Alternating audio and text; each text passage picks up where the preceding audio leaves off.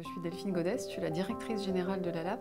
Donc l'ALAP accompagne aujourd'hui plus de 200 personnes sur le territoire. Alors ça peut aller de l'accompagnement distancé jusqu'à un hébergement à temps complet dans nos établissements. Nous, associations, nous œuvrons à ce que les personnes qui vivent avec ce type de handicap soient incluses dans la société. Tous ensemble, au quotidien, on œuvre pour améliorer la qualité de vie des personnes qui vivent avec un handicap. Et la qualité de vie, c'est vraiment quelque chose qui est très fort dans notre projet associatif. Depuis 2 ans, nous avons regroupé tous nos services rennais sur un lieu unique, l'ALAP Polygone. Et ça a grandement amélioré les conditions de vie des personnes qui sont hébergées chez nous, soit de façon définitive, soit de façon temporaire.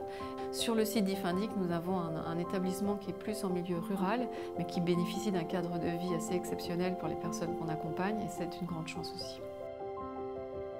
Je suis Isabelle Ouzou, présidente de l'association depuis un peu plus d'1 an. En fait, il y a toute une époque où on pensait personnes handicapées, mais on ne les voyait pas vieillir.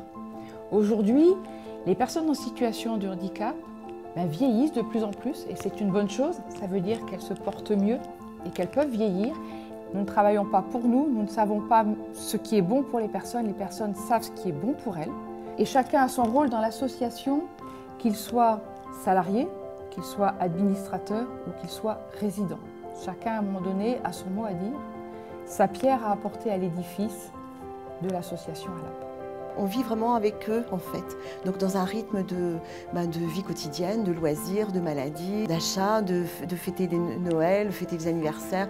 On a tout un travail de fait au niveau de la culture. L'idée du travail ici, c'est de les guider et d'appuyer un petit peu leurs compétences. On a aussi la chance d'accompagner des personnes qui sont très dynamiques et qui sont toujours très demandeuses de plein de choses et encore plus. On ne vient pas travailler à l'ALAP par hasard. On vient parce qu'on cherche du sens dans son travail, on sait pourquoi on vient le matin, on sait du coup quand on repart le soir qu'est-ce qu'on a fait dans la journée, et on vient vraiment pour le résident, quel que soit son poste. C'est pas une prison, les résidents peuvent aller et venir, ils ont une vie. Ils travaillent, ils ont une vie amoureuse, c'est des citoyens ordinaires. Donc il y a toujours eu une ouverture aussi vers l'extérieur parce qu'ils font des activités à l'extérieur. Il y a un groupe qui va venir donner un concert ici, mais qui est ouvert à tous les gens du quartier qui veulent venir. Pour moi, c'est vrai que les gens qui vivent ici, malgré leur handicap, c'est vraiment des citoyens à part entière. Je ne les vois pas différents de nous. Mais moi, ce qui me fait le plus plaisir ici, c'est quand je fais quelque chose pour les résidents. Quand je suis arrivée ici pour moi, j'avais trouvé ma place, quoi.